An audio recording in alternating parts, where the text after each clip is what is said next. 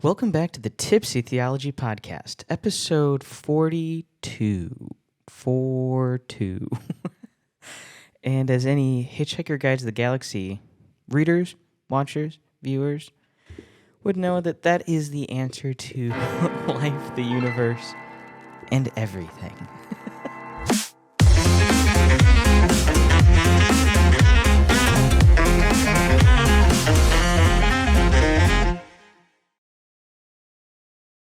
Kind of an interesting thing.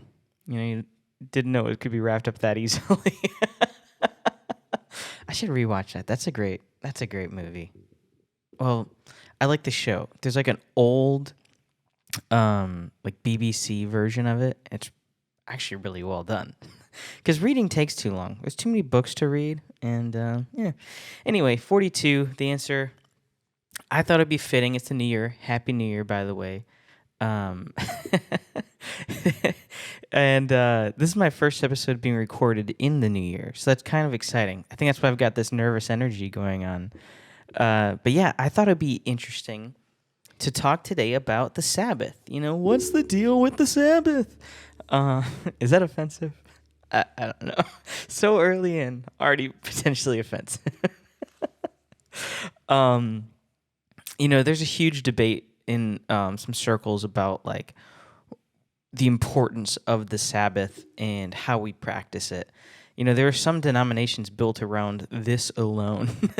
Everything else is the same, except they're like, no, we're gonna do it on Saturday. It's like, all right, cool.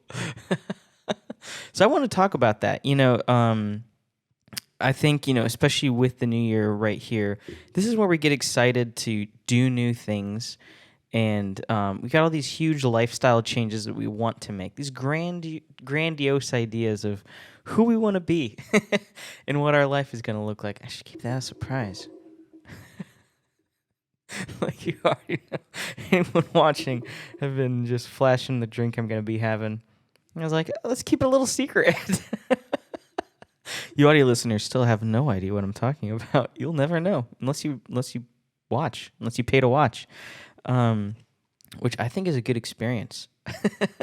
You get to see my Happy New Year shirt. It's got all these little like fun things on it. It's pretty cool. It's pretty neat. Anyway, what in the world is I talking about? This is first thing in the morning, and you think I'd be a little bit more focused and have like a better idea. I'm like, nah. We're just winging it. I wrote these notes, over a long time, but I went through them yesterday because I thought I was going to record last night. Ended up doing it this morning instead because I didn't want to record last night. And this is the price we all have to pay. Hold on. Oh, yeah, New Year's, new goals, new stuff. And for me, I don't know if it's like you guys. This is what happens to me is I get a lot of really good ideas, and then I end up burning out, and I get sad because I don't do it, and I become probably worse than I was the year before in some aspect, but hopefully better in others, Yeah, it takes us a while to figure out what it is, but, we want to avoid that burnout and not have to run into that all this. So this year, I want to be more mindful myself about how I'm resting and what that looks like. And so I thought it would be important to talk about the Sabbath. That's kind of what it's all about. It's all about resting and what that looks like in a biblical sense. So I kind of want to see how does that break down and how does that play biblically into the role? What are the implications for us today as the Bible lays out? So that'd be fun. So I want to look into first, what is it? What is the Sabbath? Is it important? And what do we do about it?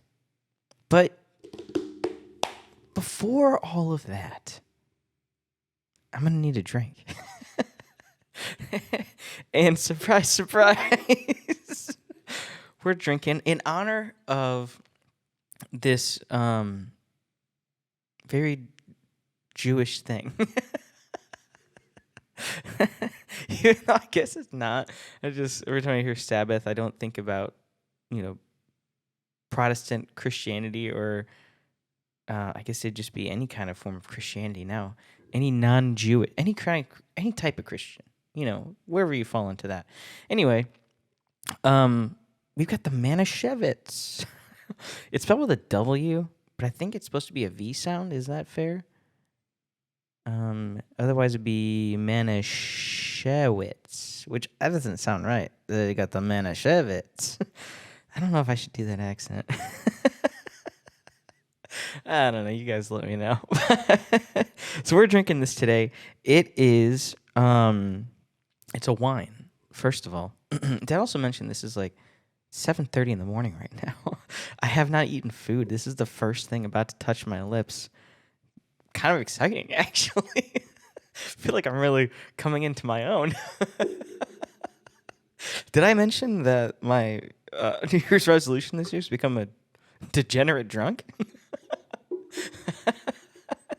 It's not, but it's funny. Anyway, so this is it's kosher for Passover. It's like, dang, maybe I should save this. Maybe I should drink this for Passover. If we do like a Passover episode, I should do that. That'd be kind of fun. Under strict supervision by the Union of Orthodox Jewish Congregations of America. It's kind of cool. So this Manischewitz is one of the most distinctive kosher wines. They follow very strict kosher guidelines, which makes it a favorite among those that adhere to Jewish dietary laws, like the pickles, the kosher dill pickles. To be honest, I don't actually really know what kosher means. Doesn't it have something to do with like pigs? I don't know. I'm not sure if that's the thing, but it's kind of cool. I should probably figure out what it actually means because I'm kind of interested at this very moment. So it's well known, the wine, not kosher. The wine is well known for its sweet and fruity flavor. This wine is often associated with Jewish American celebrations and holidays such as Passover. That's what it says, kosher for Passover. Maybe that's their tagline. Kind of neat. Its sweet taste and affordability. It was really cheap. It was like $6.50, I think, and I'm probably overpaying for it. And affordability have made it a staple at many Jewish gatherings, contributing to its popularity and cultural importance. I think this is like, I read somewhere that there are like better kosher wines, or there's a lot more, but this one is just such a staple that they can't seem to get rid of it. And they've been hanging on tight. I've never had kosher wine before, so I'm interested to see what this looks like. So the typical one is, this is Blackberry. And it's kind of a cool bottle, actually, too. It's kind of neat. It reminds me of, like, it's funny because, like, the labeling and everything reminds me of that sparkling grape juice. I forget the company that's, like, their thing. But yeah, it kind of reminds me of that kind of a bottle. Plus, like, jam. Like a really tall, like, jelly jar. But Concord grape, which would make it even more like jam. Or more like jelly. It's got a jelly consistency look to it because it's liquid. Yeah, apparently the Concord grape is like the staple, but they were out. And that one was more expensive. That one was like $15 from what I saw. But they had this one in cherry, and I was like, cherry might be like cough syrup. So let's go with the blackberry. So we're going to crack this open. Let's see what it's all about. Yeah.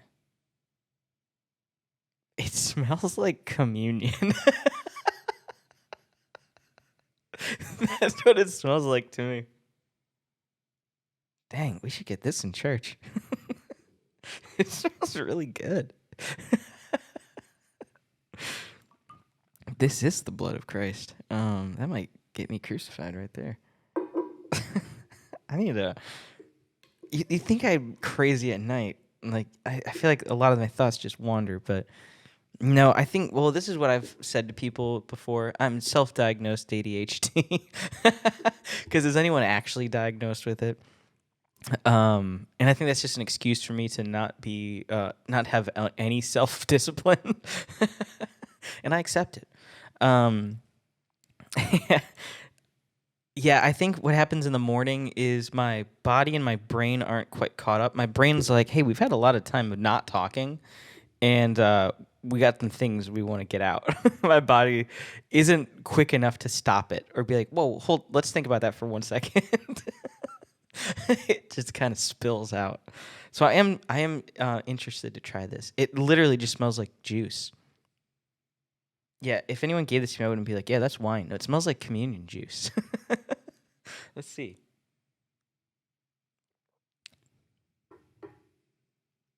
Yeah, it's the same consistency. If someone handed this to me and said it's juice, I'd be like, "Yeah, that makes sense." It's 11% alcohol, which means it's probably gonna mess you up. You know what I'm curious about is how close this is to the wine that like ancient Israel drank. It's probably nowhere close. I'd be interested to see if like this is more of what it tasted like, or if it's something different. That'd be kind of interesting. But there's a chance that I'm blackberry though. Blackberry.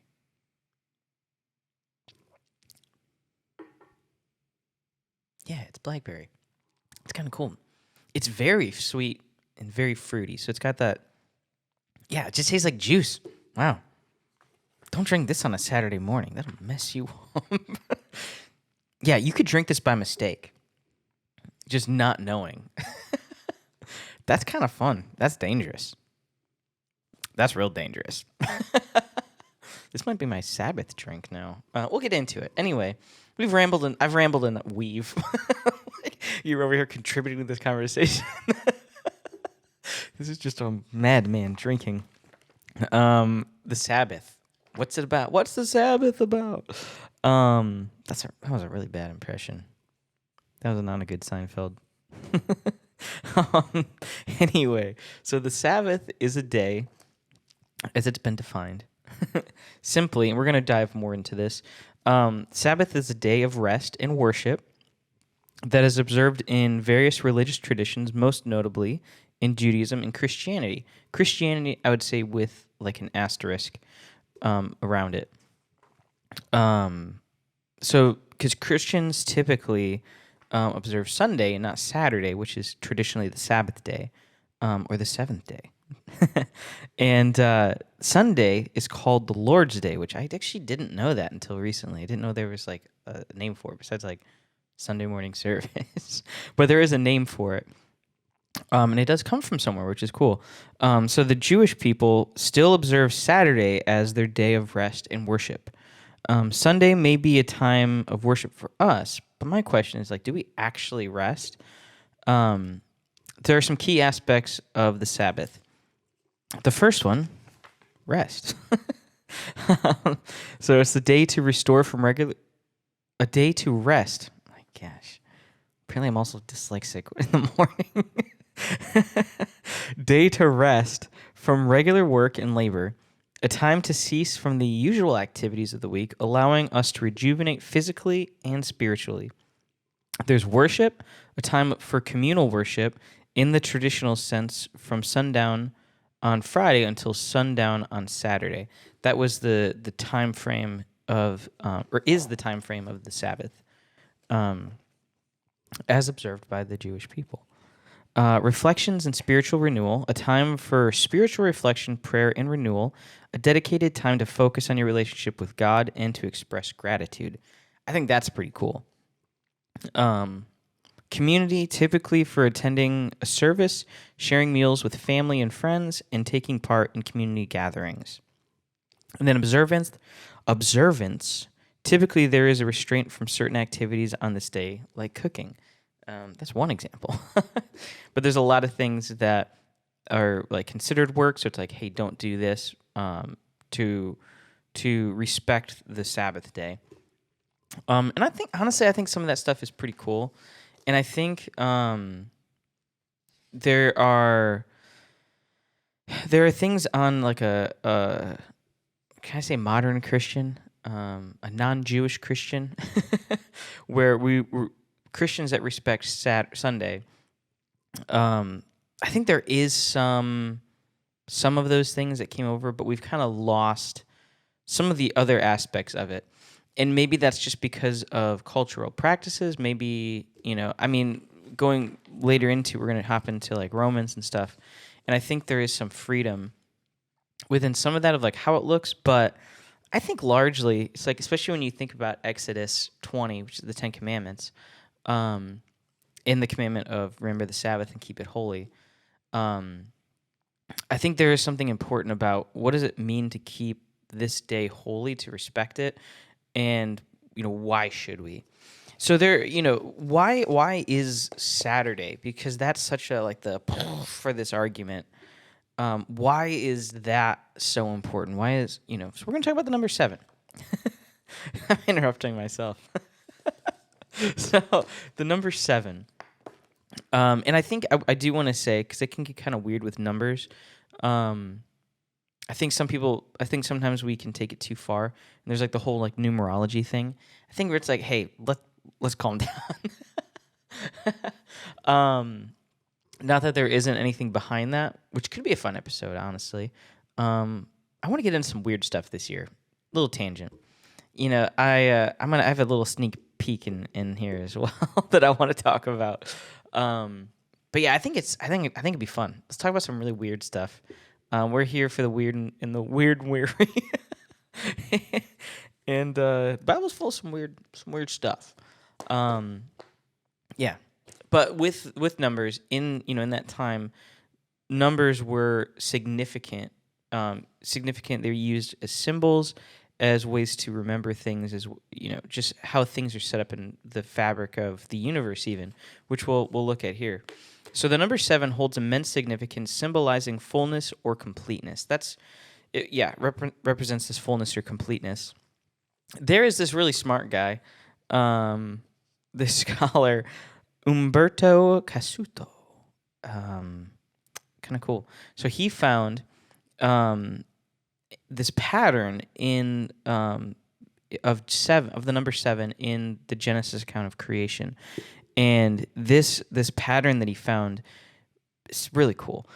It highlights the completeness of God's creation. How God set up the week, how creation, how it all plays, the whole story. It's really cool. So for some examples of that, the first verse in Genesis consists of 7 words. You're like, okay. Okay. And that's in the Hebrew Bible. If you actually pull it up in English, it would be like 10 words, I think. In the beginning, God created the heavens and the earth. I'm good. I'm good. That was a guess. I guessed that. But then in the second verse, there are 14 words. And that's just a little sneak peek. So the word God appears 35 times in the story. You're like, wait, that's not 7, but it's divisible by 7. 7 times 5. I took a math class once. And that's part of, there are some of these things that are all divisible by 7. There's patterns of 7.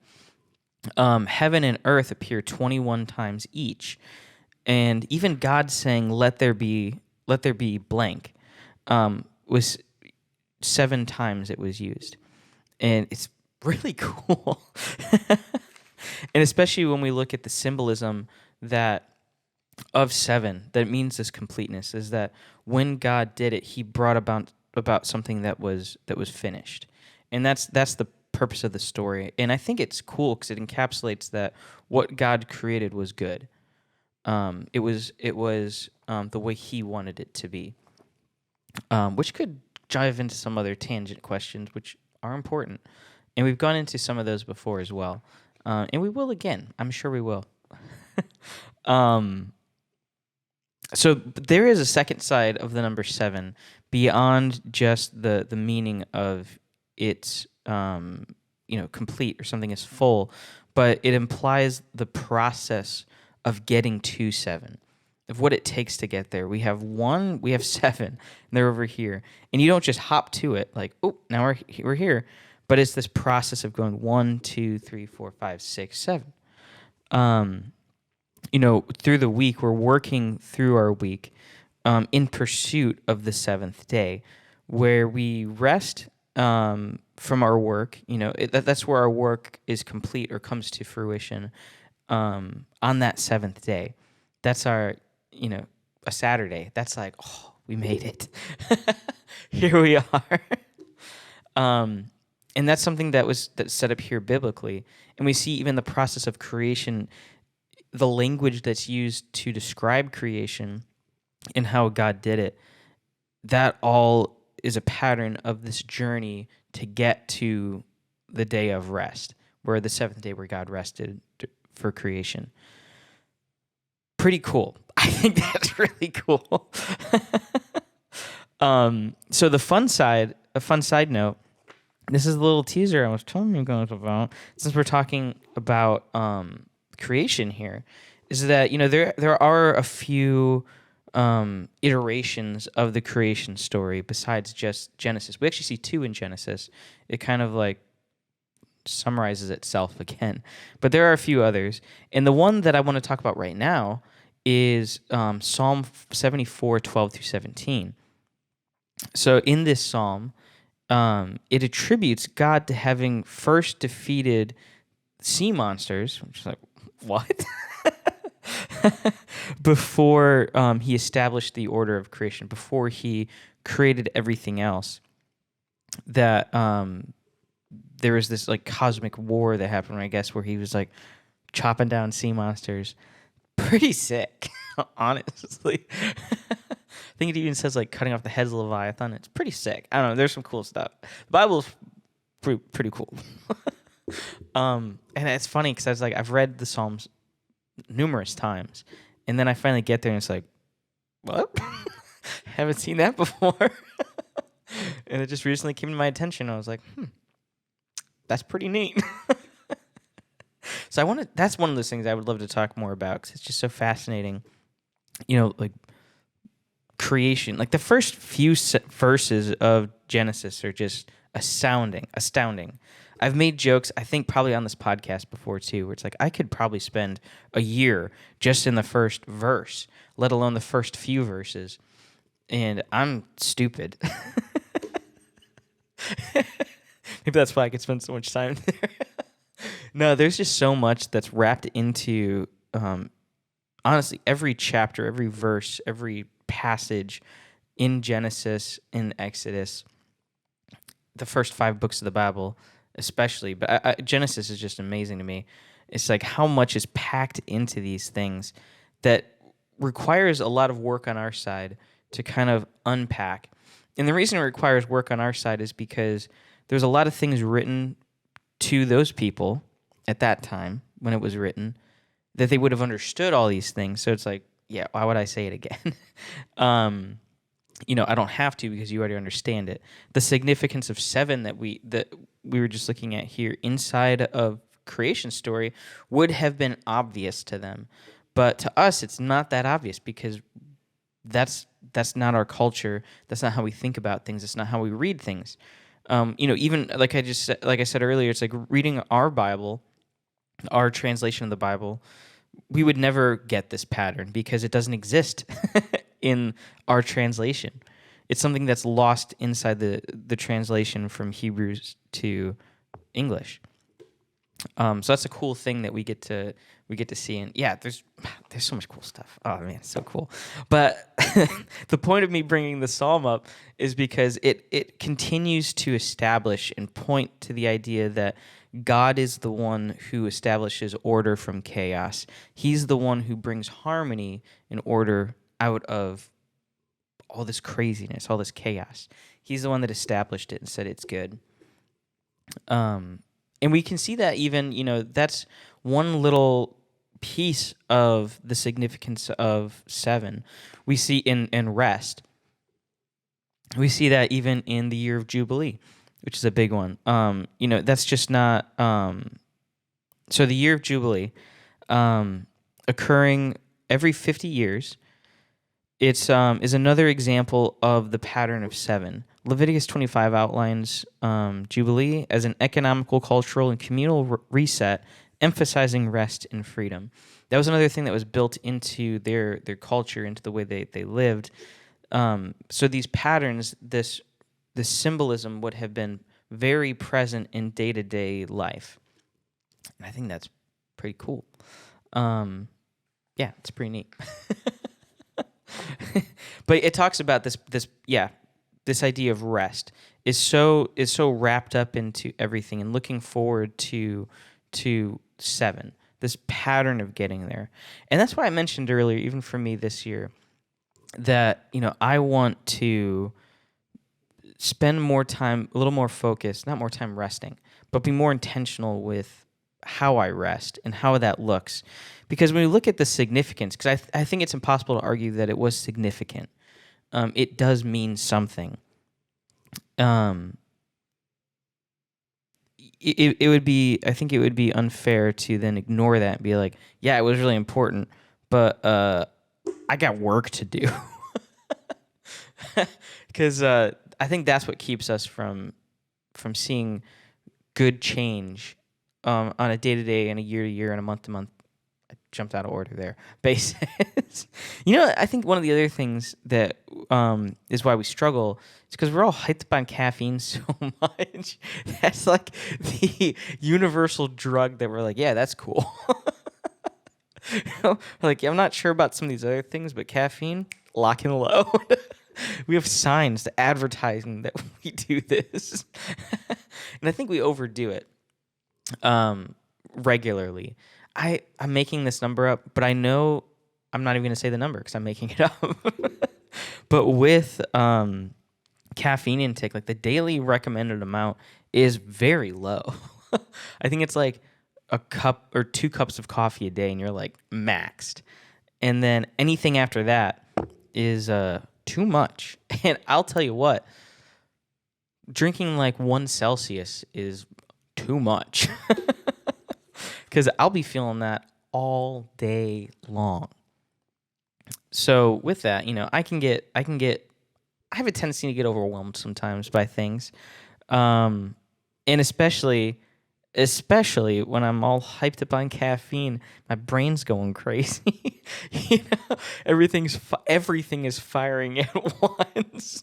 It's like, how am I supposed to escape my own brain? And you just have to like sit there and wait for your body to relax. It's like, I can only eat so many pretzels. Does pretzels help? I don't know if that helps with getting a come down on caffeine, but I think it does. The reason I will say with coffee, especially, I like coffee. I've been learning to like it. I think it tastes good. It makes me feel good. But a lot of it, is a taste thing, and I think it tastes great. And I would hate to give it up. And decaf, I will say, it's like the flavor is different. It does change it. It does something. In my intent, often when I drink like a Celsius or I drink like a coffee, is let me stay awake, let me stay productive. And what ends up happening is I make myself insane and like jittery. I think it was New Year's. Yeah, it was New Year's. I'm not used to staying up until all hours of the night anymore. I go to bed at like 10:30. If I'm being good. I've been thrown off a lot lately, but I had to play for a service on New Year's Eve, so it was like 10 to midnight. I was like, I'm not gonna get home until like 1 a.m. I've already been asleep for 3 hours by the time I go to bed. So I was like, I need to stay awake somehow. I'm not a big nap guy. So I drank I drank a coffee and a Celsius within like an hour of each other. And it was bad. It was really bad. My hand started to shake. I was like, oh my gosh, I can't sit still. I was playing bass, and my hand's like, I was like, do I have rigor mortis? Or like carpal tunnel or something? I was like, what is that? Not carpal tunnel. I don't remember what I'm looking for. You know what I'm talking about. I'm just like, my arm started to cramp up because I was forcing it into this position to play, and it was like, this isn't good. This is not a way to live. So, I've mentioned Magic Mind here in the past, and it really has helped me a lot with this. As like, I want to stay focused. I want to have consistent energy, because I think that's the big thing. With coffee, it's like I don't like having these huge peaks to have these huge valleys afterwards or before. It's like, can I just be like good? When it's like when you start, I noticed this especially early on, and then it kind of benchmarks and you don't really pay attention. But it's like when you start exercising regularly, like if you start running, you just start to kind of have like energy. You don't feel like this, but you like, I'm not here though. I'm not like, I'm just kind of floating right in the middle. Like I just feel energetic. It's kind of nice. It's cool. And that's how Magic Mind makes me feel when I do have it. I recently ran out, so I don't have a product to show you, but I do have this lovely picture to show you. And audio listeners, you have to believe me. It is a lovely photo. Yeah. It supports cognition, elevates mood, increases focus, boosts energy, decreases stress, and supports immunity. It's pretty cool. Uh-oh, I can't read and hold this. Actually, that's what I want to tell you. So, Dion was on the last episode. If you haven't heard it, you should. It was great. I liked it. And I gave him a box of it, and he crushed it. He crushed the box, every bottle. And he loved it. He's just like, dude, I noticed a difference. So he's a dad as well. And I don't know if we talked about that, but he mentioned, like right around like 3 o'clock, you get that dip in energy. And then, he has like some food, or he has some coffee or something like that. It wakes him up a little bit. Then he gets home and he's kind of like, I'm pretty tired again. But when he was taking Magic Mind, when he had it, he was like, I don't have that 3 o'clock dip, and I can still go home and play with my daughter. And I was like, that's awesome. It's kind of like, it's kind of a cheat code, I think. It's like if Adderall was good for you. I don't know much about drugs, but yeah. It's like the healthy alternative where you still have the energy you need, but you don't have to buy it from your friend. You can buy it from an actual company that can legally sell it to you. Kind of cool. I don't know if I can say that. We'll find out. Yeah, it was funny. So, because Magic Mind says, it usually takes, try it for like 3 days, because it usually takes about that long to feel something. And Dion's like, yeah, I didn't feel anything the first like 2 to 3 days, but then I did. And I was like, they say that. That's an actual thing. Like, it's not just you. So I thought that was kind of fun. It was a cool little tie-in. Now, I don't know if it's kosher. I can't say that, but I know they're not putting like pig's hooves in it. If that makes you feel better. There is lion's mane though. Yeah, I don't. Oh, that's a mushroom. That's cool. Lion's mane's a pretty sick sounding mushroom. It's pretty cool. It's like a little Lion King action. Well, anyway, I love it. I think you're gonna love it. The American people are gonna love it. I think you guys should give it a try. Go get yourself a box. Give it a try. I've been talking it up here for a little while, and I think it's great. I honestly, I love it. The American people love it. But I'm not good at impressions first thing in the morning, or maybe ever, probably ever. But right now is the best time to get it. You're motivated to get stuff done. It's the new year, and we want to get stuff done, and this helps you get stuff done. It'll help you get stuff done. Only this January, listen tight, you get 1 month for free. FREE. When you're subscribed for 3 months at, do like a 3-month subscription there. You ready for this? https:// I don't know if it's forward or if it leans forward. I think that's a / www. That's the important part. Magicmind, MAGICMIND.com / listen close, capital J, capital A, capital N, Jan, Tipsy Theology. You know how to spell that because you found the show. In my code, Theology20, THEOLOGY 20. It's an extra 20% off, so you better not forget that that code. And that basically gets you 75% off for all of this jazz that we're talking about here. Now, this only lasts until the end of January, so you better hurry up. Show me some love. By showing them some love, it shows you some love. Now that's pretty lovely. That was lovely.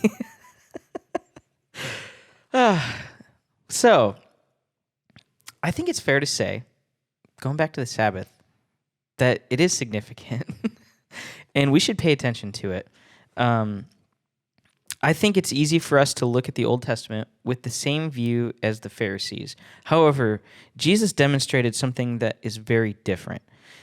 That's a thing that I've noticed a lot with Christians, is that we tend to view the New Testament and the Old Testament differently. We view them in different lights, and I don't think that's fair to do. I think what we need to do is look at it the way it's intended to be. If we believe that the Trinity is in communion, God doesn't contradict himself, then we should view the Old Testament the same way as we do the New Testament. Because it's from the same guy. Not the same writer, but the same big man is behind it all. And that's significant. And if we need to view it. I think we need to view it the way it is. I think often we can look at it as like a letter. This is the letter of it. And then we look at the New Testament like, oh, freedom. It's like there is freedom in both. It did look a little bit different for sure, because we're talking about pre Jesus' death and resurrection versus post. But they're not exclusive of each other. They both are important to us, and they're both something we should pay attention to. And we see that with Jesus, he demonstrated that he himself was not here to repeal the law or to get rid of it. He's like, yeah, toss that out the window. But he demonstrated and showed us how to look at the law. That in a lot of ways, a little bit more difficult, a lot more difficult.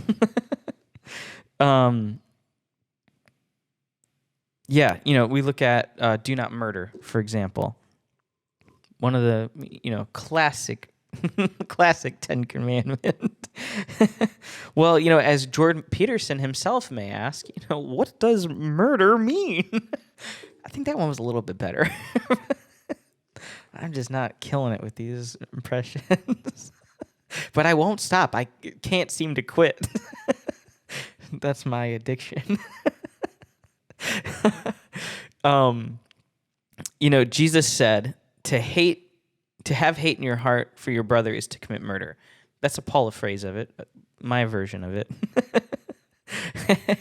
And so, it seems as though, and that's one example out of many, that there is a spirit of the law that we need to consider beyond just the letter of it.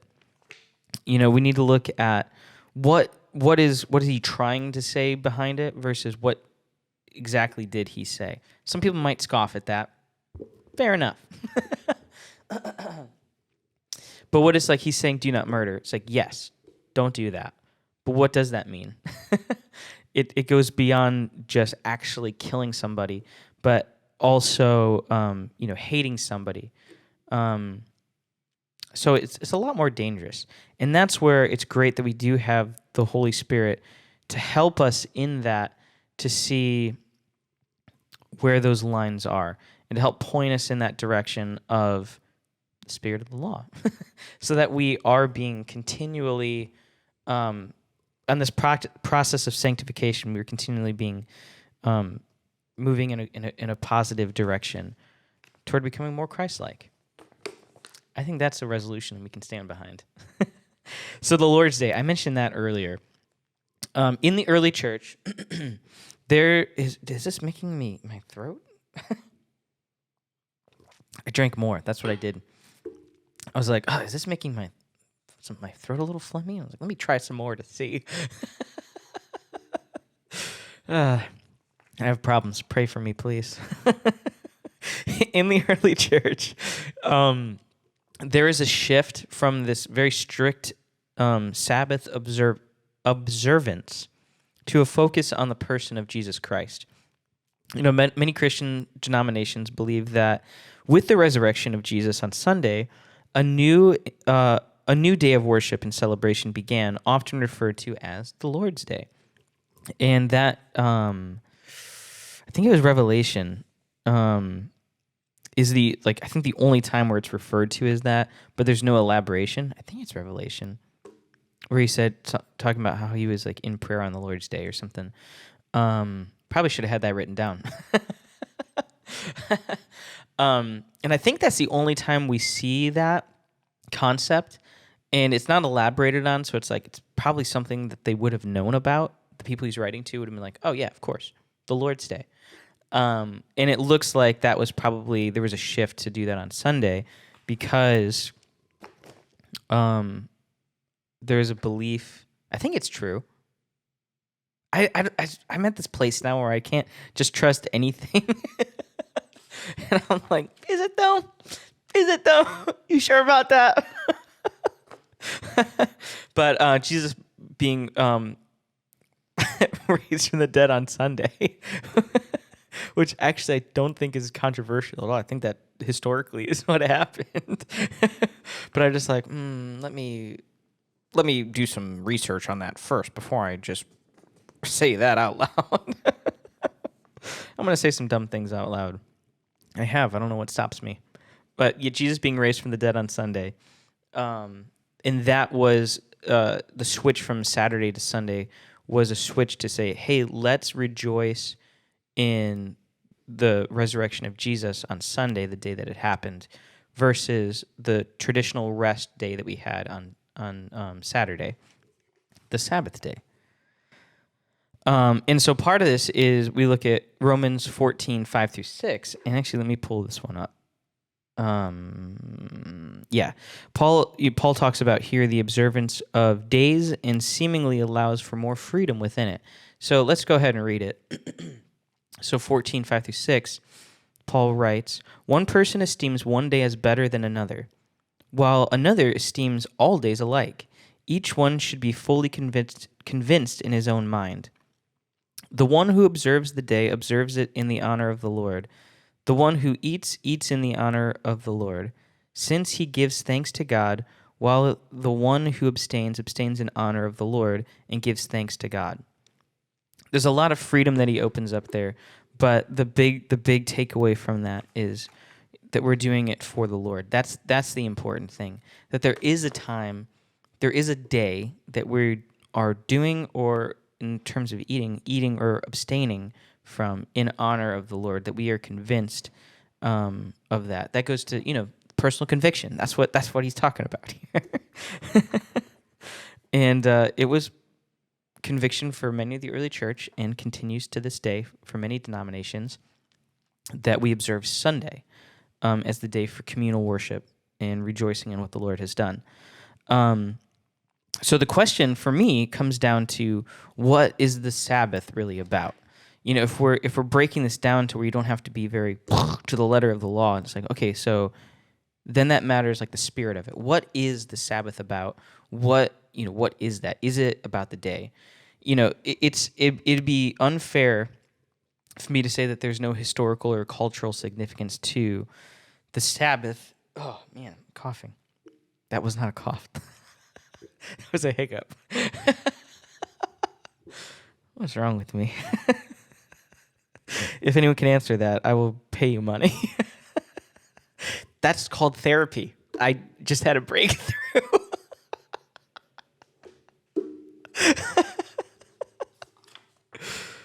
We learn a lot on this show.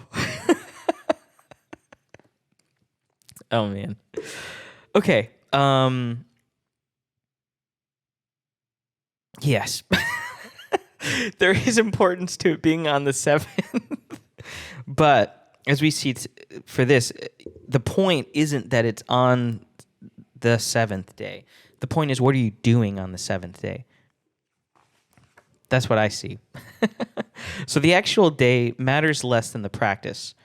And I think part of that we see is what can happen is we stick very strictly to just the letter and understand that this isn't, I'm not saying let's be free to do whatever we want because there are things that we're called to stick to, but it goes further. I think we tend to, when we hear, yeah, you don't have to follow the letter of the law, we're like, cool, we can do less. It's like, no, actually, there's more. That means it got broader. It didn't get narrower. Yeah, it's beyond just don't actually stab someone in the back with a knife or the front. Be a man. If you're gonna stab someone, don't do it in the back. But let's go beyond just the physical act of it, and what leads you to it's like, well, anger. So being angry with someone is in the way Jesus outlines it is the same as killing somebody. It's like, oh shoot, let's be careful with our thoughts and our words toward others. Oh, I don't have to keep this a secret anymore. There's the Manischewitz. I've been hiding it from you. Now you guys can see the label. It's got a little star on it. Pretty neat. So I think with that, when we stick very strictly to the letter of the law, as we see the Pharisees do, and the like, we tend to become very legalistic, and we're not doing things out of the love of God, or not doing things out of the love of God, doing or not doing, but we're doing it because that's just what this thing says. There's no conviction behind what I'm doing. Why do I give a tithe to the church? Well, I give out of conviction, not because I can read and says you have to. It's like, well, yeah, I do. Like I should give, but I'm also doing it because I'm convicted to do this. The thing is, like, I don't have to do anything. Like, when we really think about it, it's like you don't have to do anything, but I want to do it, and that goes from a conviction of Scripture, conviction of the Holy Spirit, of like, I want to honor the Lord with my life and the things that I have, so I'm going to do this. And there's outlines. There are things in here that, this isn't the Bible. I don't have a Bible here. I was going to pick up this. That's not the Bible. That's a dangerous message. It's like, it gives us a guideline of what the Lord expects. And then we get to follow that with the Holy Spirit to help us say, what practically does that look like for us, and to what end does that go? And I think there are things, obviously, that are very strict. It's like, yes, it says this, and this is what it means. And there are other things where it's like, it means more than that. It plays a little bit different. So I think with the Sabbath, like communion, one of the big things is remembering. It's about remembering and setting aside time for rest. Communion is not a time for rest, but the Sabbath symbolizes that, as communion symbolizes the blood body of Jesus and what he did. It is also a way for us to be reminded of our final rest, which Hebrews 4:8-13 talks about. Rest does not mean, when we talk about that, what is resting? Because I think that's a word that kind of gets tossed around a lot. And it's beyond just like, let's just veg out on the couch. Let's just lay down and just like stare at a wall. It's not that. It's more than that. It means to do the things that recharge and things that energize you. I'm sorry if vegging out on the couch is what energizes you. It doesn't energize me. To put it simply, rest doesn't mean idleness. Engage in activities that recharge and energize you. Some activities could be like, if you love hosting, have some friends over, host a party. It could be a small party, it could be a big party. You don't have to do it all the time. It could be listening to a really good album. It could be going for a walk. It could be fishing. It could be playing video games. It could be a really good cup of coffee or a bad cup of coffee. Baking or enjoying your favorite drink. If you love this Kosh of Manischewitz, I need to stop that. I can't quit. It tastes like juice. I can't get over it. I feel like I'm taking communion right now. It's good though. I can see why it's a favorite. It's naughty juice. Oh man. Balancing leisure with spiritual activities like reading Psalms, praying, and reflecting on blessings are things that we can look at inside of practically what does observing the Sabbath mean. Oh man, I'm so sorry. When we look at Exodus and the way it outlines, let me pull this up as I'm literally dying. Man, I don't know what just happened. Maybe I shouldn't be saying what I'm saying. The 10 Commandments. Oh, I went too far. I went to coveting. That's an interesting one too. Man, remember, this is verse 8 in chapter 20 of Exodus. Remember the Sabbath day to keep it holy. 6 days you shall labor and do all your work, but the seventh day is a Sabbath to the Lord your God. On it you shall not do any work, you or your son or your daughter or your male servant or your female servant or your livestock or the sojourner who is within your gates. For in 6 days the Lord made heaven and earth, the sea and all that is in them, and rested on the seventh day. Therefore the Lord blessed the Sabbath day and made it holy. And so we are in that commandment, we're commanded to remember the Sabbath day, to keep it holy, to abstain from the regularness of our week. There's 6 days where we work, but that seventh day where we say, let's step back from our work and let's rejoice in the Lord. It is a day for the Lord and a day for rest. So I think that's why when we do look at it, practically speaking, because for me, I think the Sabbath is important, and I think it's something that we need to recognize, we need to participate in even. Whether that's a Saturday, whether that's a Sunday, if you're a pastor or someone who serves often at church, you can be like, yes, Sunday is not really a restful day for me. Or if you like to do a lot of overtime, it's like, don't. You need that time away from that to remember why, what am I looking forward to? Let's take a day. It's a long time. A day is a long time. And it's tough at first. I struggle with it, definitely, because I can be a workaholic sometimes. We need that time to step back and say, this is a day for the Lord and a day for me to enjoy the blessings that He has given me. And let's take that time to reflect on those things, to embrace those things, to enjoy those things.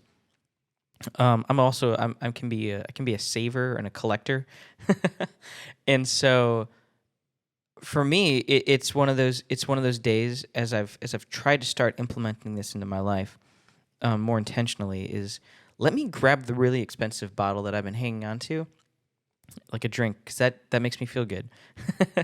That is something that I do enjoy sometimes, because of the podcast. It's like, let me pick a really good album that I love, or something I've always wanted to listen to. Let me hit play. Let me pour a little glass of this stuff that I would, holding on as tightly as I can. Like, I don't want to waste it. It's not wasted. Maybe I make a really good meal, and it's like, let's watch. I love cringe movies. Let's watch a cringe movie. Let's just sit down. Let's watch it. Let's eat this meal, and let's just enjoy it, because it's a blessing, and you need that time to really just embrace those things and enjoy those things. Because if you don't take the time to do that, when are you ever going to do it? Probably never. But also equally as important is let's take some time. Let's read a psalm. Let's pray. Let's read a passage out of the Bible and just say, "Thank you, Lord." I think all of that is important, and for us to do it on a weekly basis, man, that's just incredible. To have that intentional time. Now, the thing about it, and this is where I think there is freedom and there should be freedom, is because everyone's lives are different. my life, my schedule is not the same as a lot of people. And I'm sure there are people out there that run some crazy schedules. Um, and it would be unfair to say, oh, you can only do this on Saturday. You're like, yeah, that's my primary work day. I think about, people that are in entertainment, for example, or even people that work at church. It's like, if Saturday or Sunday is your Sabbath day, it's like, well, you kind of cheated. If you can't celebrate it on any other day besides that day, you either have to change your life or you're just missing out. And I don't think that's fair. I think what's fair is in your schedule, what's your seventh day, what's your first day, because there's that break typically in between. And that break, let's take that time. I think we need to keep that holy. Let's honor the commandment that was given to us to remember that day, because it is a blessing for us to reflect, and to keep from burnout. Honestly, that's like the other big thing. It's like, if we're gonna think about it practically speaking, not only are you going to be closer to the Lord by taking that intentional time of a day to say, hey, I'm going to block out these couple hours during this day and pray and thank God and read. Should be doing that every day, but this is an elongated time.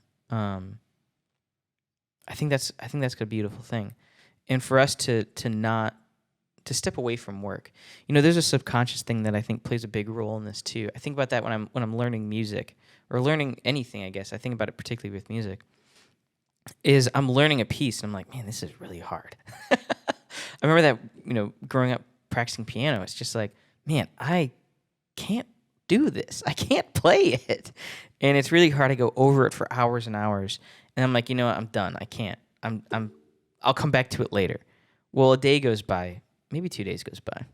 I wasn't great at practicing all the time. And I would come back and play it perfectly. And be like, what happened? And it was that rest. It was that time away where my subconscious was able to like figure it out, put it away. That time where my body just had time to relax, restore itself. Those that work out a lot, how important your rest days are. Equally as important as the days you're at the gym working out, doing a really solid workout. And those can't be neglected. It's the same with our regular office job or our painting job, whatever it is, whatever you're doing. You need that time away from that to rest from those normal activities and say, today's not the day. I'm going to put on Do Not Disturb from everyone from work. No one's contacting me today. Because today is my day to rest. You're not going to get a hold of me. Maybe turn your phone off. I do that sometimes. I definitely turn my phone off sometimes, or put it Do Not Disturb all day because I don't want anyone talking to me. I need time to restore here, to rejuvenate. And without that, I get really heady. I get really anxious in my mind. I get overwhelmed too quickly. Nothing's making sense, and it's just like, you need that time. And the Lord knows we need that time, which is why He established a day for us to rest and to enjoy our community. That's the other thing. I live in Lakeland, Florida, and sometimes it's funny. I'm at home, I'm like, am I really enjoying my city? And we need those times to be like, I'm going to go out and enjoy where I live. Maybe you don't enjoy where you live. Consider moving if you don't. Move somewhere you enjoy being, because we need that time to say, let me see what's going on in my community, and let's just go enjoy it. Let's go for a walk. Let's go to a restaurant I don't go to, or one that I love going to, and let's just go and enjoy it. That's my call to action here. That's for me. That's what I'm calling myself to this year. Is let's avoid that burnout. Let's avoid that massive, impossible lifestyle changes without actually changing anything else. It's like, yes, my normal life plus this. It doesn't work. I'm sorry. Maybe it works for you. You got to be very dedicated. So in 2024, what my goal is, and I would encourage you to consider it as well, is to let's let's take the time to rest. Let's take the time. Let's pick a day that works for our schedule, a day, to say, I'm not doing any work today. I'm doing any of my regular work. Let me say that. Because there are things where it's like, do you have a passion project that you're working on? Work on that. That's your day if that energizes you. You have a new skill that you want to learn. You have a hobby. That's your day to do it. You like burning candles? Burn a candle that day. But take that time to rest and to rejoice in what the Lord has done for you and what He is doing, what He has done, and what He will do. Yeah, I think that's good. We have a tendency coming off of the holidays to have just this overcommitment mentality because it's like coming off of a vacation where you have this time off where you're out of your normal schedule and you get to establish something new. Maybe it's like, oh, I walk 10 miles every day on my vacation. It's like, that's great. I should do this every day at home. It's like, yeah, but you have a normal life that you need to adjust to make that work. You're like, oh shoot, well, not doing that. Maybe, I don't know. But we need to be mindful of that and know who we are and how we operate to work well within that. So I hope this was helpful for you. It was really helpful for me, and especially looking at 2024. I've got a lot of big goals, especially for the podcast. There's a lot that I want to do. I want this to continue to grow, and I've loved the growth we had over 2023. You guys are amazing. Loved all the feedback that I've gotten from you guys and the responses. It's just been very encouraging to me and beneficial for you guys as well, which I love hearing that. My goal always with the show is I want to have honest conversations about the Bible, honest conversations about life. Because like it says in our intro, life's confusing. I'm not going to lie to you about that. Life, pretty wacko. The Bible, a little wacko too. There's some weird stuff going on around us. And so let's remove a lot of that clutter that gets in the way. And let's just have an honest conversation about it. That's what I want us to do. That's what I want us to continue to do. And that includes you guys. This isn't just me up here just I want to hear from you guys. I love hearing from you guys. Other people that I talk to, love hearing from them as well.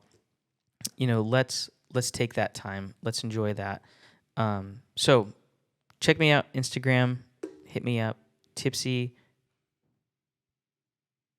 Theology _theology. I forgot what the handle was. Tipsy _theology. That's the one. There's going to be a link in the description too, in case I butcher that. And for everything we talked about today, there's going to be a link in those descriptions, so you can check that out. We got a Patreon as well. Check that out. It's pretty cool. There's going to be a link in the description if you want to support the show. Also some goodies for you guys. So yeah, I want to see a lot of growth, and I want you guys to be part of that. And with that comes mindful rest. And yeah. And I'll talk to you guys hopefully sooner rather than later.